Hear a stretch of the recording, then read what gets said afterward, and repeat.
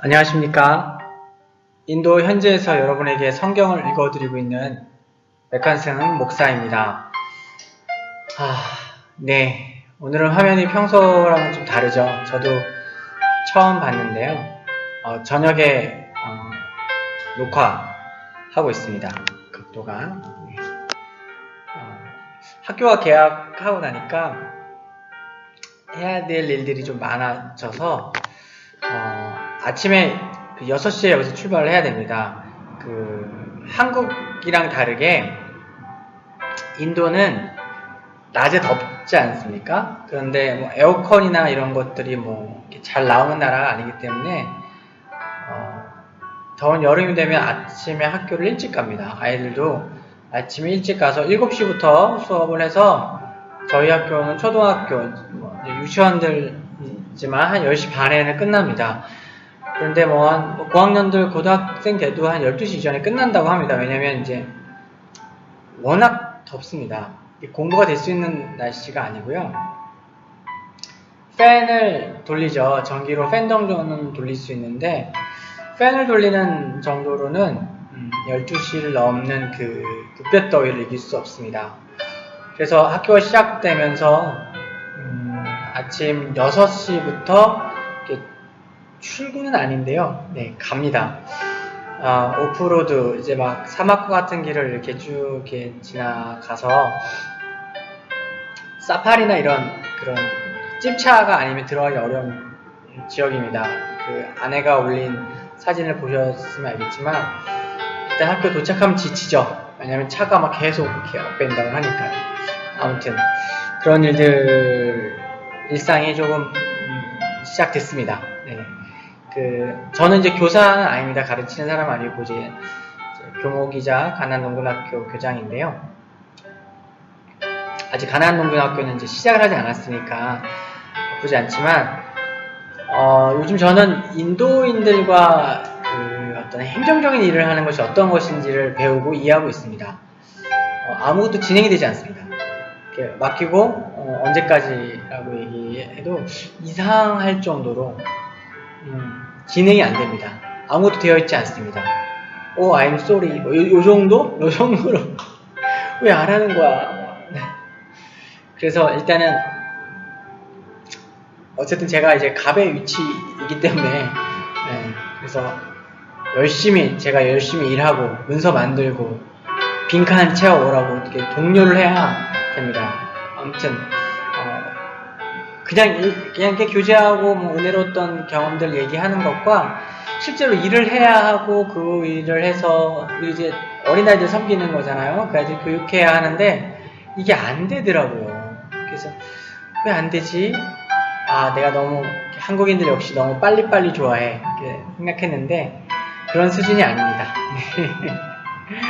그래서 도저히 안 되겠다 싶어서 매일 출근해서 열심히 문서 정리를 하고 행정적 업무들을 해서 학교가 제대로 돌아갈 수 있도록 하는 일들을 열심히 하고 있습니다. 그러다 보니 그리고 끝나고 또 다른 것들 해야 될 것들이 있어서요. 업데이트를 계속 생각하고 해야 하는데 타임이 안 잡혔습니다. 게다가 아내가 글에도 올렸지만 말씀 나누는 자리에서 이런 말씀 드려서 정말 죄송하지만 그렇게 바퀴벌레들이 지금 이렇게 돌아가면서 어제 오늘 한 12마리를 제가 잡았는데요.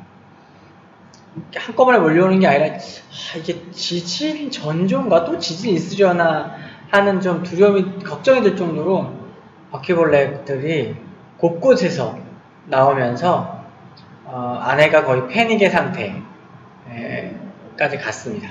그래서 그것도 어떻게 해야 될지 아주 그냥 이렇게 하면서 선교사가 되나 봐요. 진짜 오지로 가신 분들이랑 비할 거가 아니죠. 그래도 엄지발가락만한 바퀴벌레가 계속해서 나와서 화장실에도 나오고 안방에도 나오고 그러고 있습니다.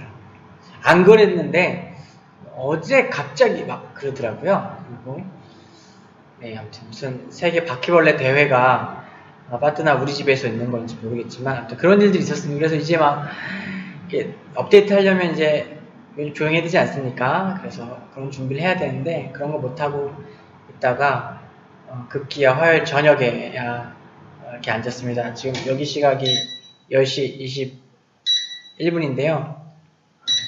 빨리 업데이트를 성공적으로 마치고 내일 새벽에 6시까지 또 학교에 출근해서 출석부를 만들어야 됩니다. 저는 학교와 계약한 지 꽤 됐는데 왜 출석부가 안 만들어지는지 결국은 제가 막 닥달하고 빈칸 채워오세요 하고 이렇게 해야만 되는 것 같습니다. 네, 그래서 출석부를 완성하기 위해서 수업은 잘 진행되고 있습니다. 되게 뿌듯합니다. 그래도 학교의 모습을 좀 갖춰가고 수업도 좀 열심히 하고 애들도 그렇게 좀 즐거워하는 것 같고요. 저희가 보기에는 뭐 시설이 형편없지만 인도 사람들 기준에 보기에는 아주 훌륭한 그리고 낙타섬 저희가 간 거기 기준에 볼 때는 아주 훌륭한 수준이기 때문에요. 아이들이 아주 행복해하고 있습니다. 저희 음향시설 같은 게 되어 있지 않겠죠 아직. 그래서 학교 종도 울리는데요. 인도 특유의 징 같은 게 있더라고요. 네, 사진을 찍었어요. 아무튼 그 징을 띵띵띵 하면 쉬는 시간, 또 다시 울리면 수업 시간 이루고 있습니다.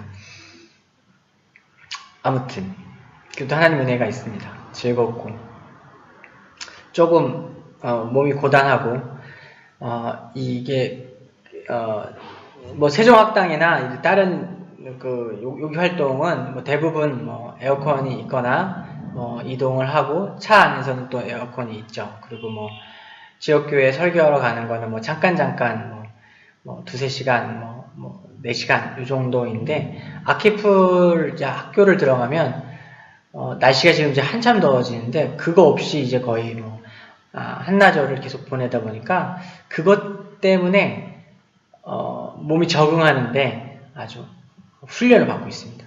그래서 훈련을 받고 나면 저도 정말 인도 사람들처럼 잘 버틸 수 있게 될 거라고 믿고 확신하면서 오늘 말씀을 좀 나눠보려고 합니다.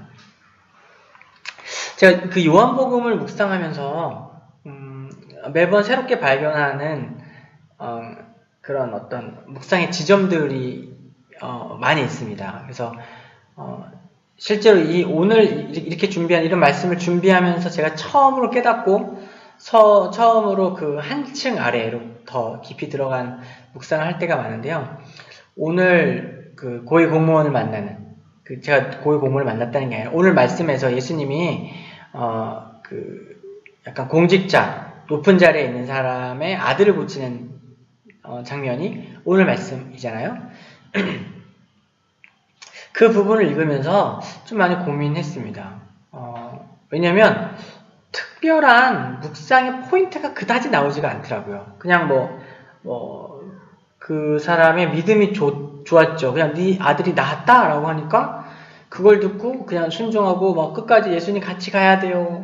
예수님 없으면 안 돼요. 난 어쩌라고 이러지 않고 예수님 말씀하시니까 그냥 믿고 가는 그런 모습들을 보면서 믿음이 참 좋네 라고 할 수 있지만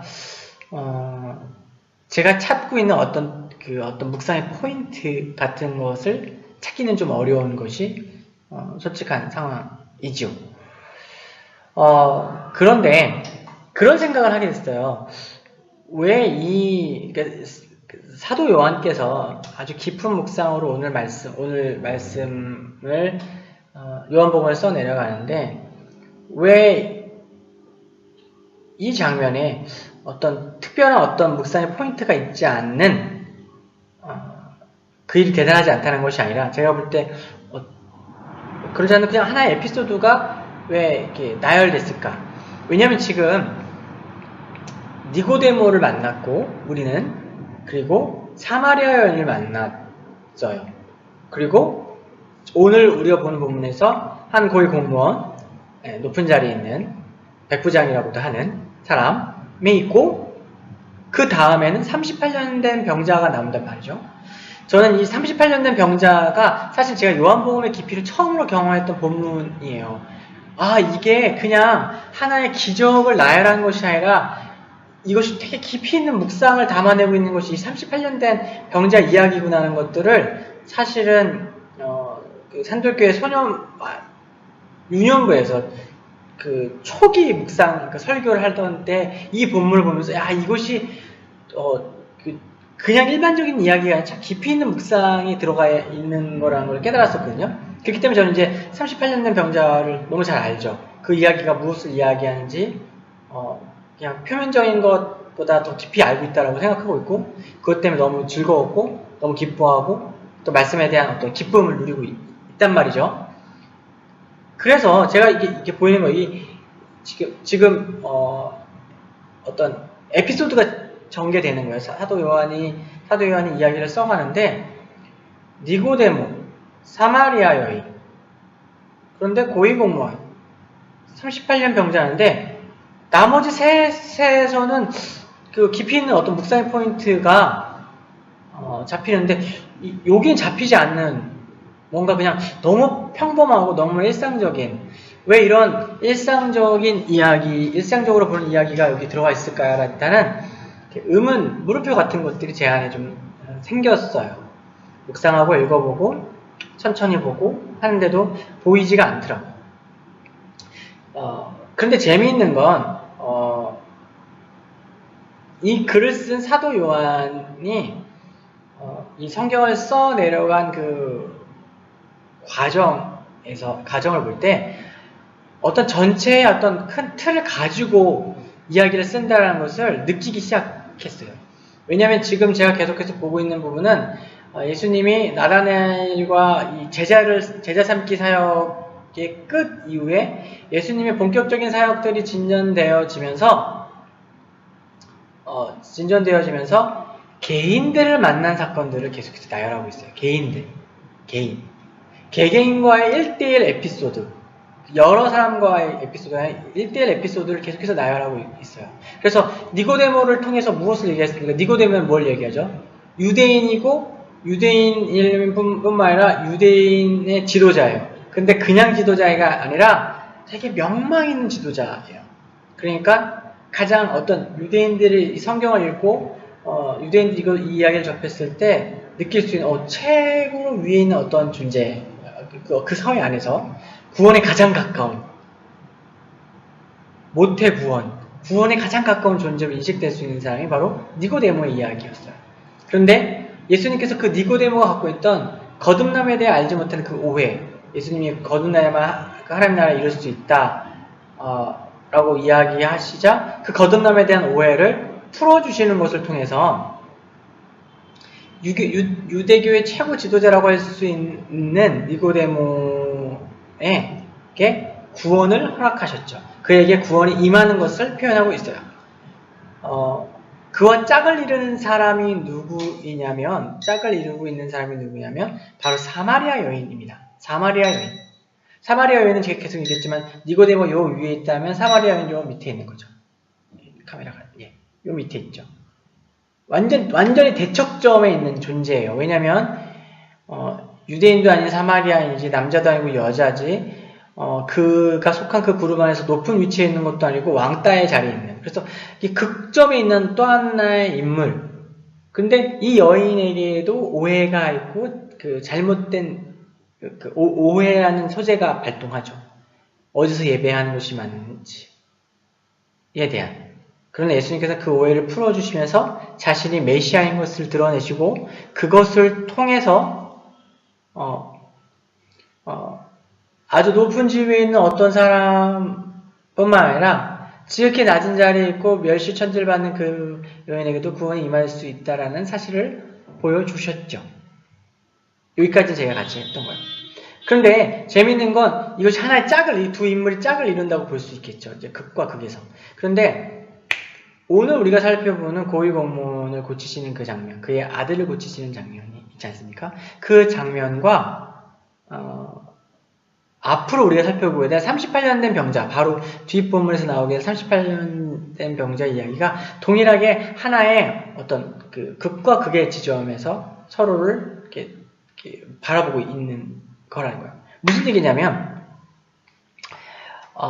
오늘 이야기에 나온 주인공은 고위 공무원이에요. 그리고 그의 아들이 지금 어떤 상황입니까? 죽기 직전, 열병이 나서 죽기 직전의 상황이었어요. 그가 예수님을 찾았어요. 예수님을 만났어요. 예수님을 만나서 예수님의 말씀을 따라서 구원이 그 아들에게 임합니다. 그러니까 그 아버지는 정말로 아들을 사랑하는 아버지일 뿐만 아니라 그 아버지에게, 그 아들에게 무언가를 공급해 줄 수 있는 아주 훌륭한 사람이에요. 그래서 이 병든 아들은 그런 도움을 받을 수 있는 아버지가 있는 사람이었어요. 그렇게 누군가의 도움을 그렇게 받을 수 있고, 정말로 아버지 고위공무원이니까 권력과 재물과 뭐 유명한 어떤 사람들 다 동원할 수 있는 능력이 있죠. 그러나 그에게 그 아들에게 구원이 어떻게 임하게 됩니까? 다른 곳으로 임하지 않죠. 예수 그리스도를 만나는 그 만남, 예수 그리스도의 그 말씀으로 그 아이에게 구원이 이르게 됩니다. 우리는 그 아이를 잘 알지 못하고 주로 나온 것은 그 고위 공무원, 높은 존경받는 공무원의 이야기가 나오지만 우리는 이 이야기를 통해서 그 아들의 상황 또한 비춰볼 수 있죠. 또 하나의 대처점에 이제 다음번에 살펴보게 될 38년 된 병자는 무려 38년 동안 병을 앓았던 사람입니다. 이 38년 된 병자의 특징이 뭐냐면 예수께서 오셔서 내가 낫길 원하느냐라고 했을 때 다음 주에 할 걸 미리 땡겨서 하는데 그 38년 된 병자가 뭐라고 얘기하냐면 선생님 아무도 나를 도와줄 사람이 없습니다. 내가 병든 지 38년이 되는데 저에게 아무 소망이 없고 아무도 그 누구도 나를 들어 저기 연못 한가운데 넣어주는 사람이 없습니다. 이 사람은 어떤 사람이면 아무도 도와주지 않는 사람이에요. 아무런 도움을 받을 수 있는 가능성이 없는 그런 사람입니다. 성경은 그가 38년 동안 도움을 받지 못했다라고 이야기하고 있죠. 38년이나 그 시간이 지났지만 자신을 그 천사들이 물을 동하게 한다고 사람들이 믿었는데 그때 가장 먼저 거기에 넣어서 그 병을 낫게 해줄 만한 그 도움을 줄 수 있는 사람이 없는 그런 사람입니다. 이 고위공무원의 아들과 이 38년 된 병자, 38년 된 병자 또한 누군가의 아들이었겠죠. 여러 가지 사연들이 있었겠지만 여기서 또 하나의 짝을 이루고 또 하나의 대척점을 보여주고 있습니다. 무조건 어떤 이야기를, 성경 이야기를 구조적으로 이렇게 꿰어 맞추려고 할 필요는 없어요. 그러나 분명하고 구체적으로 드러내고 있는 사실들은 우리가 살펴볼 필요는 있습니다. 그래서 뭘 얘기하고 있습니까? 제가 이 본문을 묵상하면서 이번에 깊이 보게 되었던 것은 뭐였냐면 남부러울 것 없는 도움을 받을 수 있는 누군가가 있다고 할 때 그가 정말로 구원받을 수 있는 길은 그 자신이 의지할 만한 그 아버지가 아니라 하나님 예수 그리스도이신 것. 또한 38년 동안 누군가 자기를 도와주지 않는 철저히 버림받았고 어떤 도움으로부터 이렇게 소외되어 있는 어떤 존재, 38년 된 병자, 그에게 또한 어떻게 구원이 임하냐면 그에게 또한 예수 그리스도가 그의 구원의 유일한 통로가 되어진다는 거죠. 이렇게 인물들, 개인들의 사건에 대한 사건들을 이렇게 대척점을 가지고 보여주는 것을 통해서 성경은 지난주에도 제가 이 이야기를 나눴지만 되게 명확하게 이것을 이야기합니다. 구원은 모든 사람에게 임한다. 구원은 어떤 아주 높은 지위에 있는 사람에게도 임하고 아주 낮은 지위에 있는 사람에게도 임한다.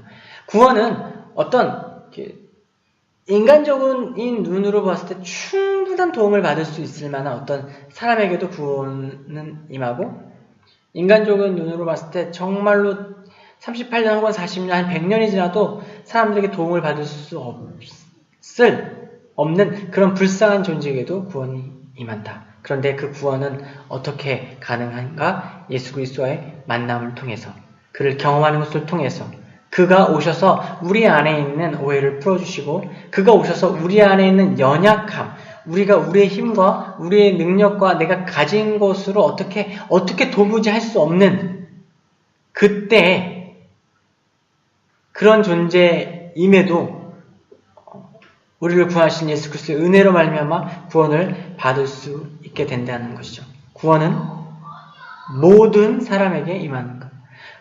구원은 모든 사람에게 열려 있는 것. 그래서 성경은 계속해서 백두에서 한라까지라는 표현처럼, 제가 자주 쓰는 표현이죠. 백두에서 한라까지라는 표현 어떤 표현입니까? 백두산과 한라산 딱 두 산 이야기하니까 아니죠. 백두산부터 한라산까지 우리나라 전체를 이야기하는 거죠.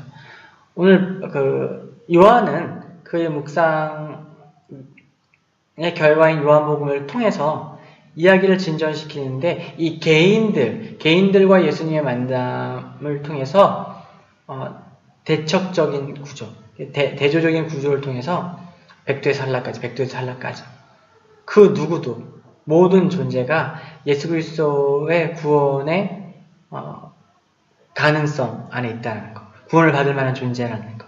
그가 아무리 누군가의 도움이 필요 없고 자기가 갖고 있는 것만으로 충분한 존재일지라도 그에게는 예수 그리스도만이 구원이 되고, 누군가 정말로 이제까지 살아가면서 어떤 도움과 어떤 사랑과 어떤 은혜도 경험하지 못했던 그런 존재에게도 동일하게 그리스도의 은혜와 그를 만나는 그 만남을 통해서 구원에 이를 수 있게 된다는 것이죠. 저는 요즘 이제 가장 큰 이슈는 이제 학교죠. 학교 이렇게 진행하면서 애들을 보면서도 그런 생각을 합니다. 저희 이제 학교 아이들 중에서는 부모님들이 학교에 그 애들을 데려오신 분도 있지만 고아원에 있는 아이들도 있습니다. 저희 사역에서 좀 먼 지역의 고아원을 운영하다가 그 지역에 있는 아이들까지도 우리 학교에 입학시켜서 어차피 다른 학교에 돈을 주면서 공부를 시키다가 차라리 잘됐다 이참에 들여와서 공부를 시키자라고 해서 고아원 아이들까지 데려와서 학교에서 공부를 시키고 또 학교에서 또 호스텔처럼 좀 고아원처럼 머물고 있는데요.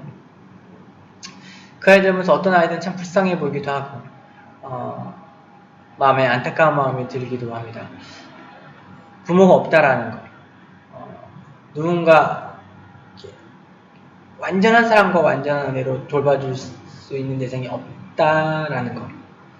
그러니까 이제 사회에 있다 보면 그런 걸 경험하게 됩니다. 이제 거기 아직 일부분 1층은 이제 시작을 했고 2층에서는 이제 건설을 아직 여전히 이제 계속해서 하고 있기 때문에 건설 현장에 일하시는 분들도 있죠. 그래서 고아원 아이들이 실수를 하거나 혹은 이제 뭔가 하지 말아야 될 어린 아이들이니까 장난도 치고 또 그러잖아요. 그러면요 정말 호되게 혼나요. 그래서 이제 비슈누지라는 분이 이제 건설 담당자인데 그분이 혼낼 땐 되게 호되게 혼냅니다. 그러면 이제 저희가 가서 얘기하면 이야기를 듣기 때문에 저희는 외국인들이고 여기 이제 책임을 지니고 있는 사람들이기 때문에 이야기를 잘 알기 때문에 좀 너무 그러지 말아달라고 이야기하면 이제 sir, okay 이렇게 하긴 해요. 그렇지만 안 해도 그런 부분에서 좀 충격을 받기도 하고 또 마음이 안타깝기도 했다고 합니다. 부모가 없다는 건 그런 거구나. 부모가 없고 완전히 자기를 보호해줄 수 있는 존재가 없다라는 것이 그런 거구나. 저희가 또 아이를 키우고 있기 때문에 아직 갓난아기라 이제 어린 아기를 키우고 있기 때문에 더 그렇게 감정적으로 이입이 되고 그렇게 바라보게 되는 것 같습니다. 그런 상황에서 아이들을 바라보면서도 되게 흥미로운 건 어떤 거냐면요. 여기는 고아원에서 교육받고 있는 우리 사역의 아이들이 부모가 있는 아이들보다 더 밝아요. 제가 이게 지어낸 얘기가 아니라 이제 교사들이 하는 얘기입니다.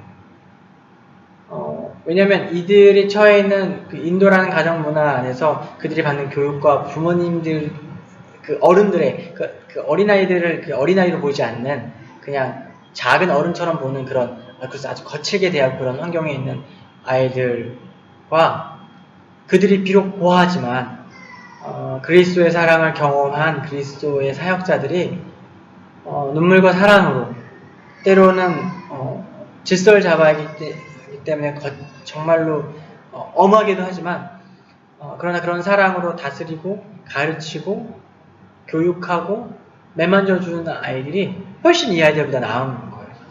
오히려 더 밝고 더 활기차고 심지어는 학업 성취도도 아주 좋습니다. 이 똑같은 나이 아이들이 왔는데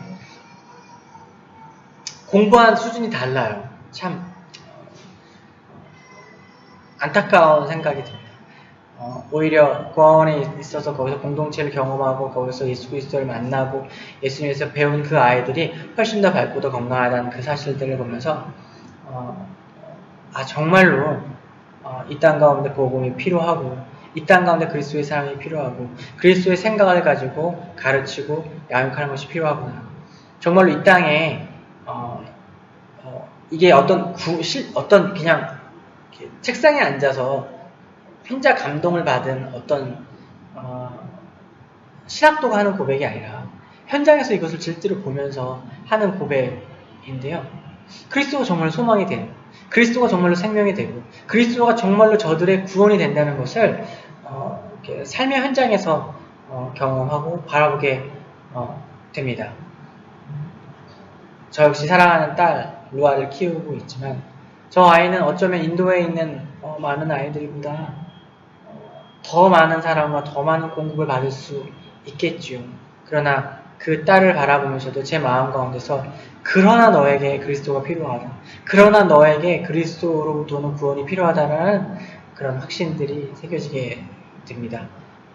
이 땅 가운데 높음과 낮음, 부함과 가난함 이런 것들이 현저한 것은 사실이죠.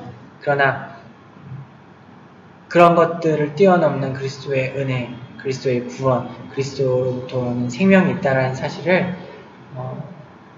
삶의 현장, 그리스도의 은혜가 조금 더 선명하게 보이는 선교지란 곳에서 배우고, 보고, 느끼고, 경험하고 있습니다. 동영상을 통해서 말씀을 보시는 여러분들에게 이제까지 머리에서 수십 번, 수백 번 혹은 수천 번 교회를 다니셨기 때문에 들으셨겠지만 다시 한번 그 그리스도의 사랑이 그 다음에 그리스도에 대한 필요가 나에게 정말로 그리스도가 필요하구나. 나에게 구원이 필요하구나. 내게 생명이 필요하구나. 내가 이미 구원받은 내가 아니라 내가 오늘도 계속해서 구원을 받고 있구나라는 고백. 구원을 받아야 하는구나. 오 주님 오늘도 나를 구원하시고 나를 이끄시고 온전케 하여 주옵소서 하는 가난한 마음, 간절한 마음 그런 마음들이 여러분 안에 일어나기를 진심으로 축복합니다. 말씀은 분명하게 우리에게 이야기합니다. 모든 사람에게 구원이 열려 있습니다. 가난한 마음으로 그 그리스도께 나오며 그 구원을 취하는 자, 그 구원을 구하는 자에게 하나님의 생명이 임하실 줄 믿습니다. 한 주간 또 승리하시고요. 제가 말씀을 되게 늦게 올렸습니다. 그러나 또 열심히 섬기고 또 그렇게 하려고 합니다. 많은 분들이 또 사설이 긴데요. 네팔 구호 헌금을 보내주셨어요. 네, 정말로 감사드리고요. 개인적으로 제가 아는 분들에게는 이제 감사 인사를 또 했지만, 또 그냥 기도 편지가 퍼져서 보내주신 분들인 줄 믿습니다. 네, 그런 분들에게 감사를 전하고요. 진짜 가난하고, 진짜 필요한 그들에게 생명의 떡과 내리쬐는 태양을 가릴 수 있는 보호막, 방패를 예수 그리스도의 이름으로 전하도록 하겠습니다. 감사하고요. 한 주간 또 승리하시고 강건하십시오.